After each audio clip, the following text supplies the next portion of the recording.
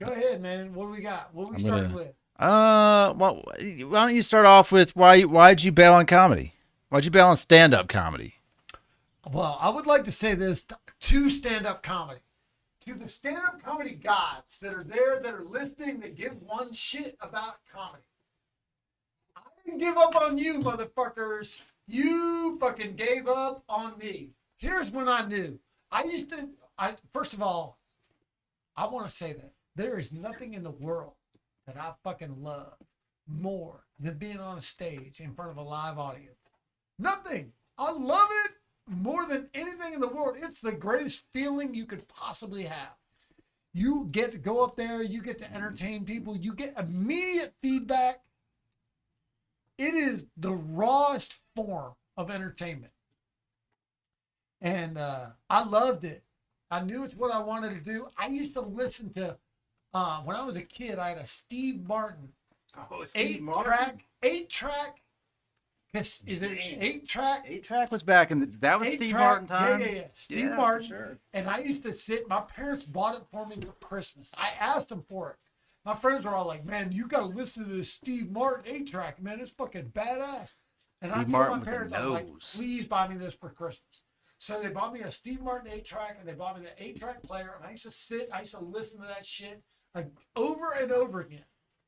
And I used to be fascinated by it. I was like, man, Steve. I was like, first of all, I was like, how does this dude know that this shit is funny? Because for all I knew, he's telling it for the first time. Right.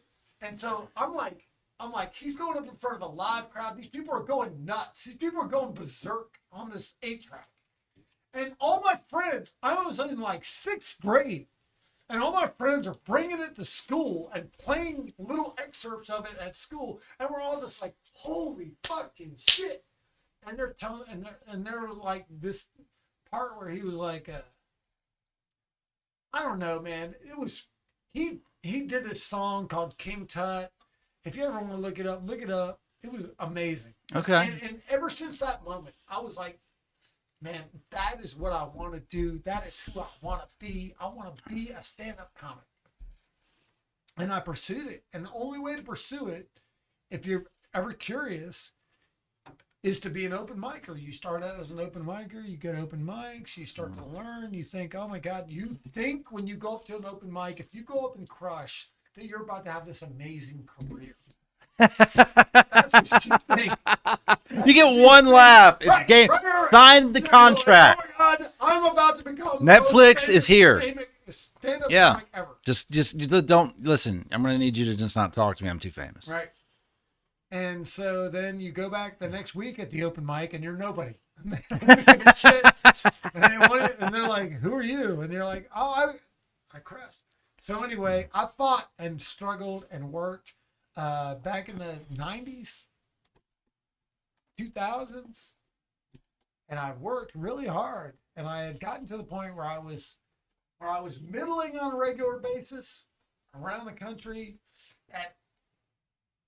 Tell people what that means, who might not know. So when you're a comic, you're an open micer. Your aspiration as an open micer is to become an MC. There are 3 spots in the comedian world: MC, middle act, headliner.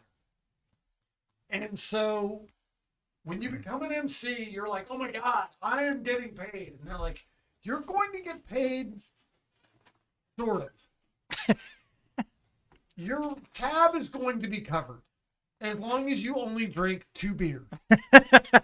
We got you. And you're like, okay, all right. I'm going to drink at least 2 beers. So that's good. So now you're an MC. Now you can make a tape. Or at least back then. I don't know what they do now. I can't say what they do now because I don't try to. I'm happy with this. But back then I was like, all right, I'm going to make it. I'm an MC now. They're going to actually introduce me as part of the show. There will be a live audience. Right. I'm going to videotape, and you have to take a tripod, set up a VHS camera in the room, and shoot your set. And then after you shot your set, you had to mail it. You had to copy it Right. on your VHS in your house. You had to copy it, and then you had to mail it to all the different bookers around the country. And it was hard to get their names because nobody wanted to give you their names, and they didn't want to receive your tape. And they didn't want to They're receive not it, and interested. They didn't want to watch it. They're not And interested. they didn't want to watch it. And so you're now calling, and you're like, I am from Florida. And I'm an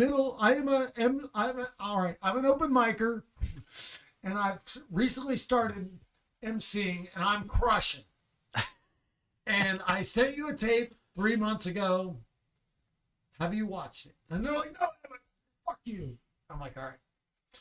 So finally you get, after they're like, all right, we're going to book you as an Right. MC. And you move your way up. And over the years, I worked it hard. And I became an MC. I became a middle act. I started working. My big break was MCing for Richard Lewis at the Improv in Orlando. Okay.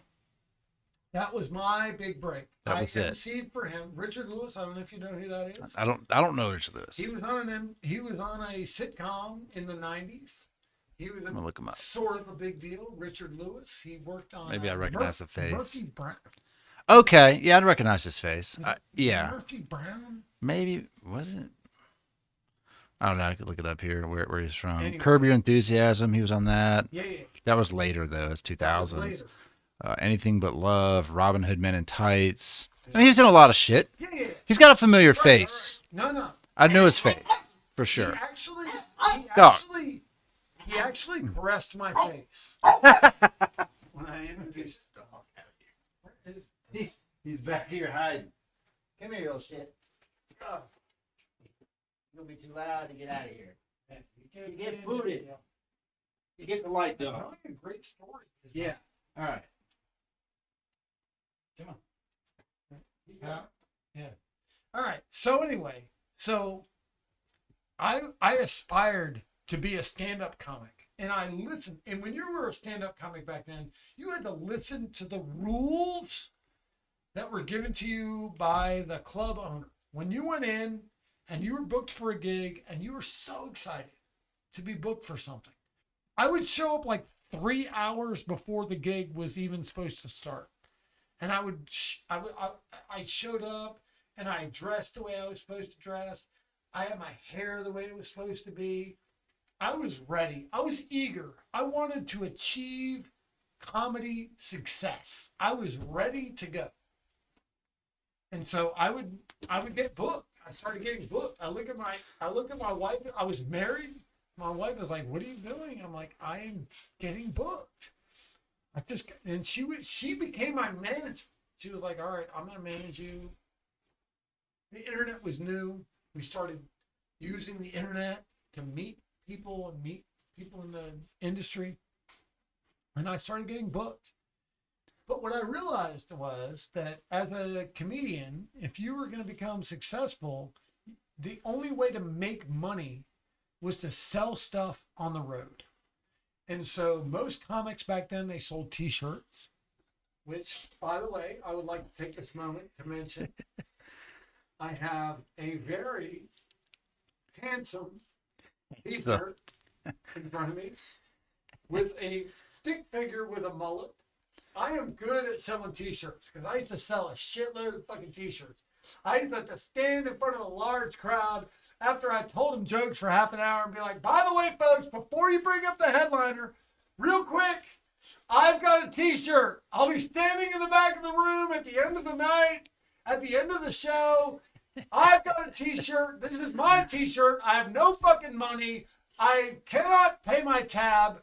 If you could please come by my table." They've given me a tiny little table in the back of the room. You won't even be able to find me. If you could please come by there and give me $5, $10, even $20 for my t-shirt, I would love it. So before he continues, I made Marshall this shirt. We went to the open mic. He wore his Free as Fuck t-shirt down there that I gave him. And I wore mine because we're supporting the podcast. And he was like, "I don't want to be twins with your ass." So he turned it inside out like an asshole. And then I said, you know what? All right, I'm gonna make Marshall his own T-shirt. No, I wasn't. I don't get mad. I made Marshall's own T-shirt today because I was like, he needs a shirt that just says Marshall. So there's all this censorship shit going on in the media right now, and so I made one with 2 stick figures, fucking the censorship signs, which is fuck censorship. That's what they're doing. They're humping the censorship, man. And they got mullets, and then it says, "I support the right to be free as fuck" on it. So that's Marshall's T-shirt. It's got stick figures with mullets, humping the censorship sign. Because nothing says Marshall Holmes like fuck censorship. All right. So I did that for a while. I sold T-shirts. And I didn't feel comfortable. And so the next thing that I did, I saw a guy selling shot glasses. Okay. And I was like, oh. That's up your speed. I was like, okay, I drink a lot of tequila. Can I sell some shot glasses? And I changed my name. I've done that a lot in my life. I changed my name. I stopped being, I won't even say the name I was using at that moment. But it wasn't Marshall Holmes. Okay. I changed my name to Trash. Okay. Trash. I started using the name Trash. I mean, it's fitting with the haircut, people, you know. Yeah, people were like, dude, you're straight trash. Is this pre-Joe Dirt? I believe so, yeah. Did you still have the mullet? I had not. Okay. The mullet. All right, so that doesn't make sense then. It doesn't make sense then. Trash doesn't go well. Well, if you saw what I did when I was on stage, it was straight garbage. So I and a friend of mine was like, a friend of mine used to got drunk one night and lost his shoe. And I used to do a joke in my act about getting drunk and losing your shoe. Okay. And so on my shot glass, it said, I saw trash and I lost my shoe. Okay. And so on my shot glass, it said, I saw trash and I lost my shoe. And I would sit in the back of the club at the end of the night. I would sell my shot glass. And I had a headliner. I wish I could remember his name. He was such a fucking dick. Because he went up after me, and I'm the middle act, and he knows I'm not making dick. By the way, here's how the pay structure works. The MC that you see when you're at a comedy club, the MC is making nothing. He's maybe getting his tab paid for. The middle act is getting, well, I don't know what they're getting now. I used to get like $100 to $150 for the night. Which, by the way, if you've driven to Nebraska, it's fucking shit. And they gave you a hotel room. So your only money is coming from selling shot glasses. The headliner knows this. The headliner, by the way, is getting like $40,000. No. Back in the day, I opened for DJ D.L. Hughley. Yeah. I opened for all the blue collar comedy guys. Fucking Get Her Done. Fucking What's His Ass. Fucking Dickhead. Foxworthy. All those motherfuckers. What's that asshole? I would love to call that guy an asshole. The puppet motherfucker. Dunham. Oh, motherfucking. I got a story about Dunham. I'll tell you about fucking Jeff Dunham. That fucking prick. So anyway, all right. So I'm a middle act. I'm out there working. I'm struggling, man. And this asshole had like a sitcom credit. Okay. He was on Friends one time, and I was like, this big break, and now he's on fucking headliner. And I'm just pitching my shot glasses. And after I pitched my shot glasses, and by the way, I buried his ass. But what that means is he could not follow me. So he goes up, and he's like, at the end of his set, he does his whole set, and at the end of his set, he's like, by the way, how much of a dumbass do you have to be to go to a bar and buy a fucking shot glass? You gotta be the fucking biggest dumbass in the fucking world to go to the fucking... And I'm sitting at my table covered with shot glasses that I'm trying to sell after the show. And by the way, I had about $4 to my fucking name with no hotel paid for the middle act that night. And I needed the fucking money to get a hotel so I could have someplace to fucking stay. That's the first time I stayed in my car, was that night. Okay. Started it all. Yeah, right. So I learned how to fucking live in my car that night. I called my ex-wife, And I was like, hey, she was my wife at the time. I was like, hey, I didn't sell any shot glasses tonight. I was hoping to, but that asshole fucking headliner made fun of my fucking shot glasses. So I didn't get to sell any shot glasses tonight. So I'm going to have to sleep in the car. And I have no food. And she was like, well, you have the Exxon card. I know you don't know this because I've never told you this, but you can actually go to Exxon and buy food at Exxon with the Exxon card. And I was like, all right. So I went and I bought Cheetos and a Mountain Dew. And that's what I fucking ate that night for dinner at about 3 o'clock in the fucking morning after the asshole fucking headliner had fucking not told everybody you'd have to be the biggest dumbass in the fucking world to buy a shot glass. And I'm sitting there with a table full of shot glasses as everybody walks by me, and I'm just like, man, what a fucking dick. And I've always thought to myself, if I ever get the chance, I'm going to tell the whole world what a dick he is. And I can't remember what sitcom he was on, Friends or fucking, he had like a scene on Seinfeld, like a really small, and he never did anything else. And I hope the reason he never did anything else is because I put the kibosh on his career, because I was like, I'm going to focus all my energy and make sure this motherfucker never does anything else. All right, so here's where we are. So now I'm out there and I'm doing this career and I'm trying to fucking become a comic and I'm listening to the rules. And back then my hair was like short. I wore a suit with a tie. I was trying to follow all the rules. Every club owner was like, you need to be clean. You need to wear a suit. You need to be like Seinfeld. And I was like, I'm going to try. And I had management. I had like 3 or 4 people that were like, I can manage you. I can turn you into a star. And I was like, okay, I'm going to listen to you. And here's what I started to sell, because I needed to make money. I wasn't making any money. I'd come home. My ex-wife was like, we have bills to pay. You were gone for 3 weeks. How much money did you make? And I'd be like, I have $14. And she was like, that is not I found enough. an extra dollar She's on the like, way in the she's door. like, that is not enough. We need more. So I was like, all right. So here's what I started to sell. This is what I started to fucking do on the road as a comic. This is no fucking bullshit. This is real hardcore fucking shit from my life. There was a guy at a comedy club that I went to that used to take Polaroid pictures of couples as they walked into the club. Okay. He would be like, get close together. And they would get close together. He would take a Polaroid picture of them, and then he would take a picture of them. He had this little press thing, and he would make a keychain. No shit. Out of the picture of them together, and on the back of the keychain was a free pass to the club. What? So, Dude, making keychains on the spot. right.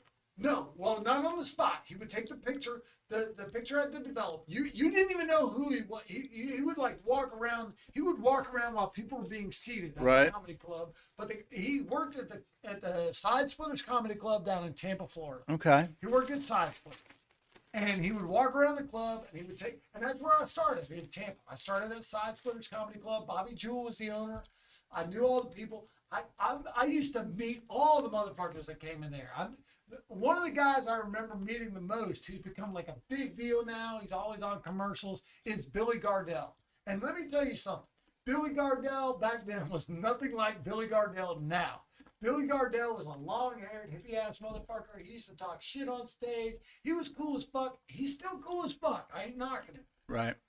But he was a different dude back then. Now you see him, he's on this Ozempic commercial, and he's doing this pharmaceutical. Right. I get it, bro. You got to make your money. You're a millionaire. Wasn't that kind of like you did Mike and Molly? Isn't that kind of like Bob Saget, who was like the dad on TV, but the dirtiest comic in real life? I don't even feel like Bob Saget. I've never seen Bob Saget live, but I remember dudes used to talk to me about Bob Saget and be like, "Oh, Bob's," and I always felt like Bob Saget was not. There were a lot of comics who made it as sitcom stars that were not legitimate road comics. There were 2 terms back then. There was road comic and there was Hollywood or New York comic. Right. And if you were a New York comic, you were not considered a road comic. I was a road fucking comic. I went out on the road.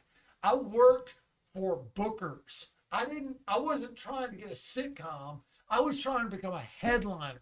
Right. And that's what I wanted to do. So anyway, so I saw this dude, and at this point, I'd been working on the road for about 6 years. Okay. And I had worked my way up. I was middling on a regular basis, and I was headlining occasionally. Like smaller clubs, like Akron, Ohio. I was the headliner. St. Augustine, Florida. I was the headliner. You could go to any small town, St. Cloud, Minnesota. I was going to be your fucking headliner. Okay. So anyway, I was like, all right, I need to do something to make some money. Rochester, New York. That was my biggest weekend that I ever had. Rochester, New York. So I was like, all right, I'm getting booked. I'm headlining, but headlining without a sitcom credit was nothing. You were the guy between the main, like big guys coming in every weekend, and then they'd be like, all right. Because the '90s was all about development deals. Right. You just go up there and you would just get a development. They were paying dudes, for people who don't know, they were paying comics ridiculous amounts of money. Yes. In the possibility that they could then use them later. Right. They basically prepaid for you. And I was getting nibbles. I was getting nibbles at that. Like the biggest thing that you could do back then, the biggest break you could get was to become a regular on the Bob and Tom radio show. And I had management, and my management hooked me up with the Bob and Tom radio show, and they dogged my ass out, and it fucking flopped. And I did nothing on that show. They wrote, if ever you could pull up a clip of me, if you ever want to pull up a clip of what I was like when I was young and upcoming, and you won't be able to find it because my name was different back then, so you won't even be able to pull it up on my name because I will never tell you what it was. I will deep dive into the internet. Listen, don't challenge the fucking internet. I'll just let you know. The internet is undefeated. I'll just let you know that I was on the Bob and Tom show around 2003, and I might have been the worst guest that they ever had. They pumped me up as a football player from the Arizona Cardinals, which I was not. And I tried to tell my manager, why did you tell them I was a former NFL football player with the Arizona Cardinals? I was not. So anyway, all right, so here we go. You want to know, this is supposed to be a story about why. Right. You left comedy. I left comedy. So I started doing what the picture guy was doing as my sales thing. I was like, man, I talked to the dude. I was like, how much does it cost to get one of those cameras? How much does it cost to get one of those setups? I would love to make keychains. I need to make money on the road. I feel like if I sold keychains, I could make good money.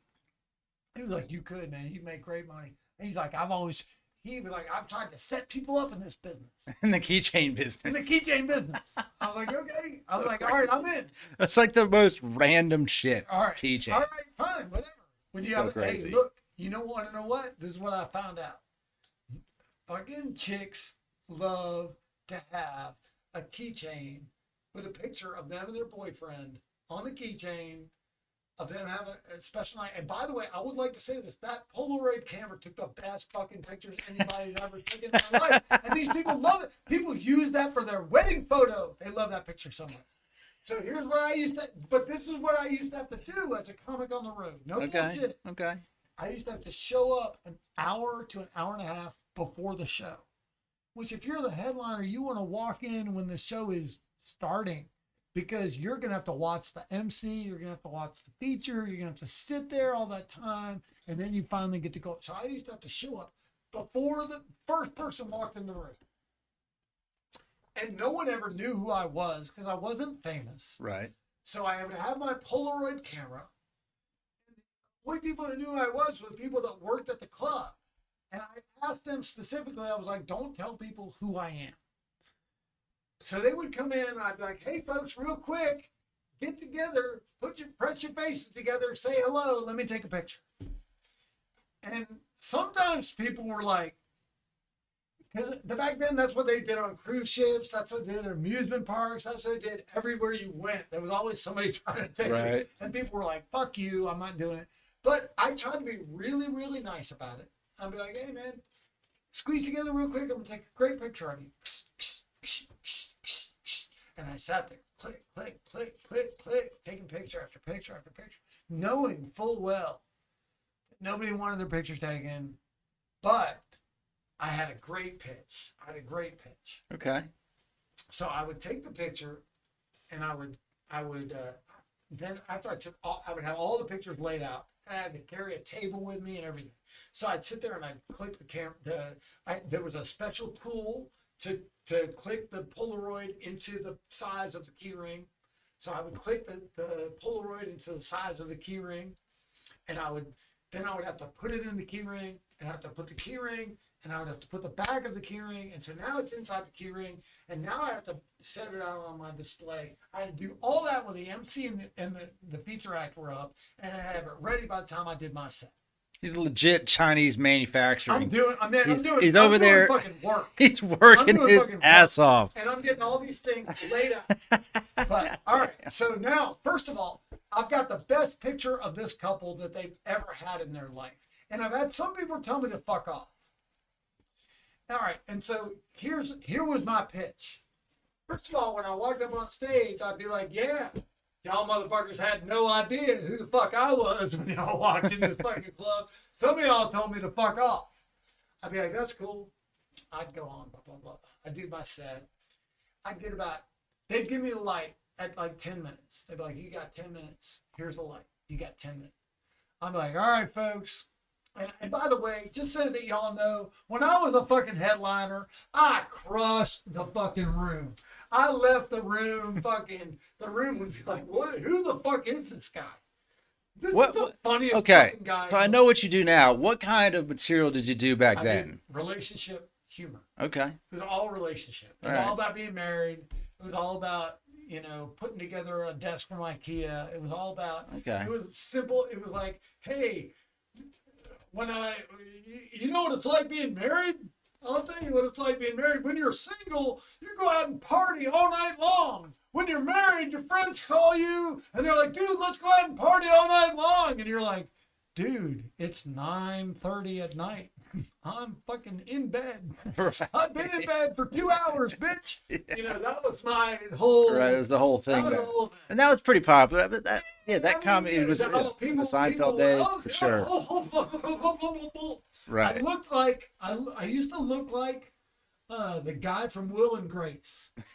I did. That's who I looked like. That was my opener. I'd be like, I know you guys are all sitting there and you're looking like, and you're saying to yourselves, oh my God, the dude from Will and Grace is here. And I'd be like, let me tell you, it's not easy to pick up chicks when you're walking around a bar and you're going, just jack. That was it. That was what I did. I'm telling you, you wanted a story. Yeah. All right. All right. So anyway, this was my pitch. This is my pitch for my key ring back in the day. This is what I used to say back in the day. I used to get to the point, I'd be like, all right, folks, I get it. The show's almost over. Y'all are waiting for my big closer. But before I do my big closer, I want y'all to know this. I'm the headliner of this club, and they're not paying me jack fucking dick. So I know every single one of y'all saw me on your way into the club taking your fucking picture, and you're like, some of y'all were like, fuck you, I'm not letting you take my picture. But here's what I want you to fucking know. I'm a comic struggling to fucking make my way on the goddamn road.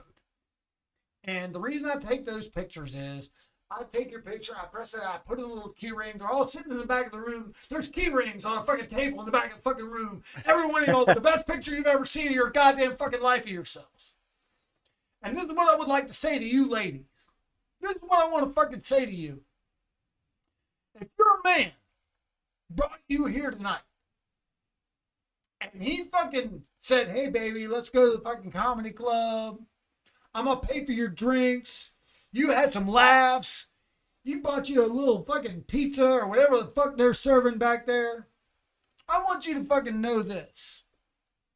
Your man has spent $100 fucking dollars. And if he walks you to the back of that fucking room And he buys that little key ring with a little picture of y'all together. And I promise you this, you're going to show it to every fucking friend you have. Every friend you have. You're going to walk up to them and go, oh, look at this key ring. We went with Billy the other night to the fucking comedy club and he bought me a key ring. And there's a picture of the two of us. And you're fucking me. Oh my God, that's the best picture I've ever seen. And God looks so great. And oh my God, Billy's the greatest guy in the fucking world. Let me tell you this. If your man bought you a fucking ticket to this show and all your drinks and bought your food, and he takes you to the back of the room and he buys that little keychain for you on the way out of the fucking club, you better give him road fucking head on the way home from the fucking club tonight. I want you to give him road head. I want everyone in this room to give your man road fucking head. You deserve road head, dude. You deserve road head, dude. You deserve road head. And let me explain something to you. I want so much road head to be given in this town that I want it to make the paper tomorrow. I want to wake up in the morning and read the paper and be like, oh my God, there were guys driving around all night long with huge fucking smiles on their faces. They weren't even going anywhere. They were just driving around in fucking circles all goddamn night. And I want to say this to all you motherfuckers who told me to fuck off.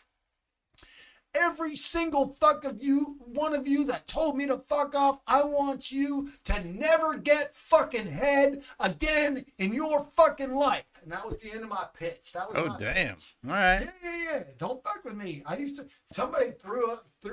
Sometimes people would throw shit at me while I was doing it, but then I finished stuff. I always had a good closer back then. But anyway, so that's, and I got to the point where I was doing the pitch for my keychain harder than I was doing my set. That's funny. And I just thought to myself, I was like, man, they were getting rid of Polaroid film. It was starting to get really hard to find. I couldn't find it anymore. I was like, man, you can't buy Polaroid film. How do I make these? What am I going to do? This is how I earn my living now. It became that I was no longer a comic. I was a keychain salesman. That was all I was doing. And I was like, it's time to step away. I'm not doing what I started to do. But you could have been a keychain millionaire. I was becoming a keychain millionaire. I feel for them because like the last comic I saw at not the last one, but before I saw Kevin Hart down there when he was in Atlanta at Laughing Skull. But before that, I saw Chris Porter, who he's got a couple Netflix specials, like maybe 2 of them, and he's funny, but he sells 45s. And they're I don't know what a 45 is. Yeah, a record, a 45, like an old school vinyl record with his set on. And I don't have a record player, but the records are cool looking, and they were like they're like have to come up with something shit to sell. They're like $20 or something. Right. So I bought both of them and I put them on my wall in my old house. No, right, exactly. Because if you liked the guy. Yeah. Well, let me just tell you this: when I would sit in the back of the room when I did that, guys would come up to me. And the funniest thing they love to say, they'd walk up to me and they were like, I want my road head. And I would look at the woman and I'd be like, well, he's giving me the $5. He better get the road head. And I feel like I was responsible for a lot of road head back then. That's funny. I did. In club after club I did that for like 2 years. And, I had a son, and he was young, and I wasn't spending time with him, and my ex-wife was giving me shit, and, and like I said, it became really hard to find the biggest obstacle that I had was Polaroid was film. how difficult it became to find Polaroid film. They were like, man, they're not going to make it anymore. That's wild. As I started buying it from places, and then I started having to order it off the internet, which I didn't really know how to do. And then my ex-wife and I broke up, and she was the one doing it, and I didn't have that anymore. And the girl that I was dating at the time, after I'd broken up with my ex-wife, was like, so now you're just going to make $150 a night? And I was like, I'm also going to make $7 in keychains. I I can't sell the keychains. That's I tried crazy. selling the shot glasses. My car got broken into. The shot glasses got stolen. It was just Someone needed shot I was glasses like, bad. and I looked at it, and I looked at the situation, and I was like, you know what? I'm gonna take a break, and I'm gonna get out of this for a little while, and I'm gonna make some money, and I'm gonna work, and I'm gonna get back to it when the time is right. And then it took me almost 10 years from the time I did my last paid show till I was able to put my life together enough to do an open mic. It took almost 10 years, and it was 10 painful years. It was the whole time I did that 10 years, I felt like I was in prison. I can't, people would be like, this is all you do? This is who you are? And I wanted to scream to them, no, I'm a stand-up comic. I used to sell keychains. I worked with famous people. You see that famous guy, you see that famous guy, you see that famous guy. I knew that famous guy. I used to work with that famous guy. I was friends with that famous guy. I knew Tosh. Daniel Tosh. I knew Daniel Tosh. I wonder what he's doing now. I don't know, but I remember what he was doing before he became Daniel Tosh. Right, before he got somehow he got that show and didn't get canceled through all that shit. Maybe now, well, I don't know if it's still on cable. Before that, he did Taco Bell commercials. He did Taco Bell commercials for a little while. That was his break. And then Taco Bell paid him a lot of money, and then Comedy Central booked him for that thing, and I was like, man, he's doing exactly what I wish I was doing. You know, I mean, that's just the way. That's just Hollywood, man. It's just you get it or you don't. Yeah. I mean, my friends kept saying, here today, gone tomorrow. I'll tell you who, and I'll reach out to him. This is a reach out, because he was definitely my truest friend, and he lives in Atlanta, and he's represented by the guys that represented all the blue collar guys. And I don't know that he ever became famous, but truly one of my very best friends. We used to have heart to hearts on a regular basis. I loved him. I saw his stand up. He saw me the day that I did Bob and Tom. He was in Indianapolis. I went and saw his set. We talked that night after Bob and Tom basically kicked me out of the studio. He gave me a pep talk that night, and I've missed him, and I love him, and I would love to see him again. And I know he doesn't know me anymore because my name is different. But his name is Stuart Huff. And Stuart, if you are out there, and there's any way, I've reached out to you on Facebook, but my name is different, so I know you don't even know me. We were tight, man. You were my friend. I mean, I loved you. And if you're out there, and I know you're still doing stand-up, because I went to a club in Atlanta, and they had a whole video of you. And your beard is gray, and we were young back then. We were both young. I was young as fuck. I look like the dude. That guy? Is that him? Absolutely. It says he's a musician. He's a musician. Well, that's what shows up. It says comedian, junk collector. So he collects by the shit. Way, he was crazy back then. All right, so we got to find Stuart Huff. He was awesome. We'll find him. He's out there. Dude, the internet is undefeated. He was a legit friend. He was represented by who's the guy that owns the Punchline in Atlanta? He repped all the blue collar guys, and he repped Stuart Huff, and he repped Billy Gardell. He got Billy Gardell that show. I was there for all that shit. I was there when all that shit happened, and I wasn't like a part of it. I was just an observer. I was like the background of the background. Like, his manager used to make fun of me when I would go on stage. He'd be like, this guy will never do anything. And I used to think to myself, I'm obeying your rules. I'm doing what you want. Why are you making it so? And this is what I would advise anybody. This is the advice I would give to any human being that's out there, whether it's stand up, no matter what it is you want to do, man. Do not do what everyone tells you you should do. Do what you believe. because what everyone tells you you should do is wrong.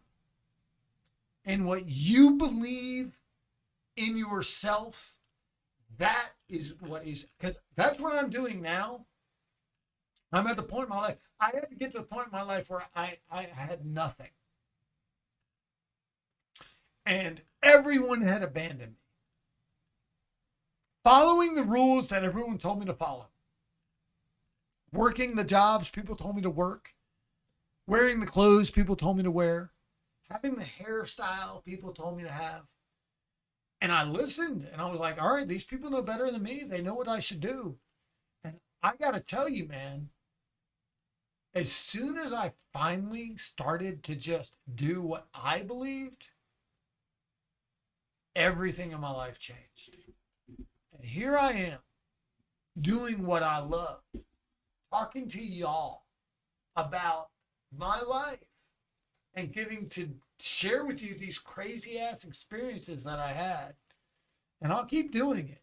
I will never stop talking about believing in yourself. And that's the only thing I want you to take away from what I say. Don't listen to all the drunken El Toro bullshit.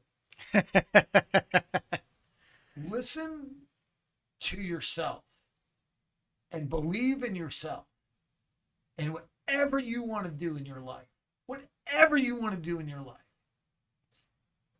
listen to your own mind. If I could go back, because man, I listened to everybody else. I didn't believe in myself. I had no confidence. I thought what they were telling me was right and what I believed was wrong. And it's not that way.